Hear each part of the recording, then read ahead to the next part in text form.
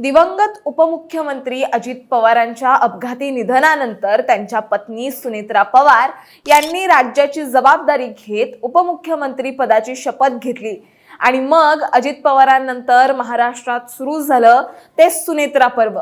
आज विधिमंडळात पहिल्यांदाच भाषण करताना सुनेत्रा पवार यांनी महिलांसाठी अशी काही घोषणा केली आहे की ती ऐकून संपूर्ण सभागृहाचं लक्ष त्याकडे वेधलं गेलं।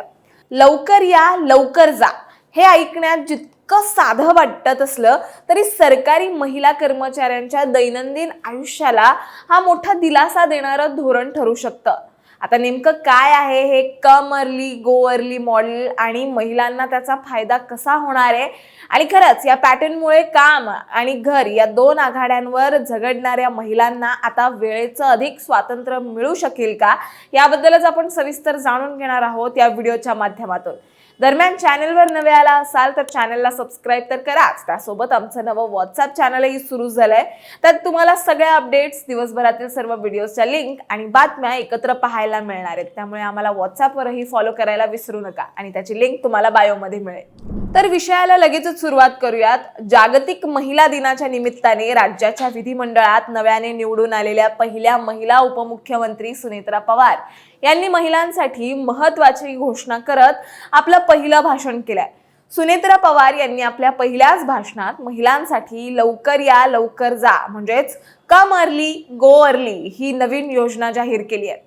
आज झालेलं सुनेत्रा पवार यांचं विधान परिषदेतलं पहिलं भाषण महिला दिनाच्या पार्श्वभूमीवर झालं, ज्यात त्यांनी महिलांच्या सक्षमीकरणावर भर दिला।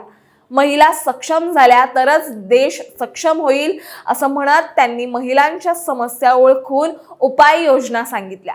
लवकर या लवकर जा योजनेच्या अंमलबजावणीनुसार जेवढी मिनिटं सकाळी लवकर याल तेवढीच संध्याकाळी लवकर जाण्याची सवलत तुम्हाला मिळेल। उद्देश स्पष्ट आहे, सकाळ आणि संध्याकाळच्या गर्दीमुळे होणारा त्रास कमी करून महिलांना कुटुंबासाठी अधिक वेळ देणं आणि कामाची कार्यक्षमता वाढवणं असा आहे।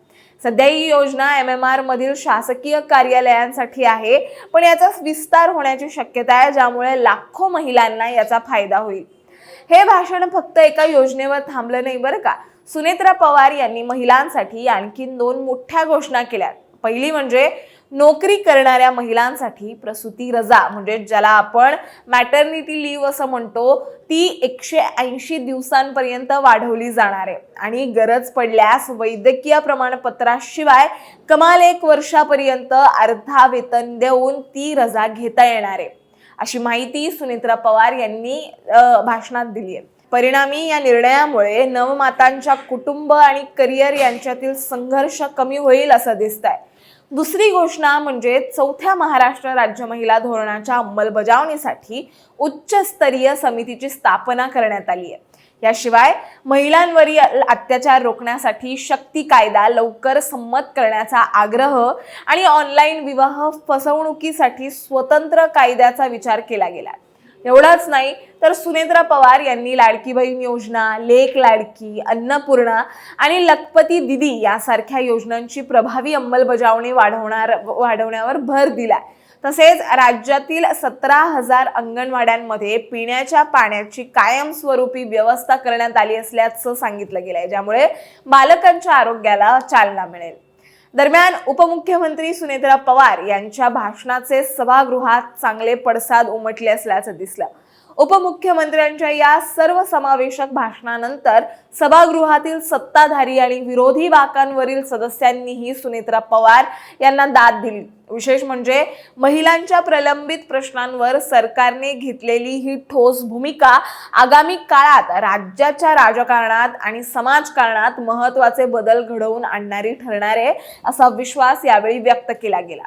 तुम्हाला काय वाटतं, सुनेत्रा पवार यांनी केलेल्या घोषणांचा महिलांना खरंच फायदा होईल का, हे आम्हाला कमेंटमध्ये नक्की सांगा आणि अशाच माहितीपूर्वक व्हिडिओ बघण्यासाठी लगेचच सबस्क्राइब करा प्राईम टाइम महाराष्ट्राला।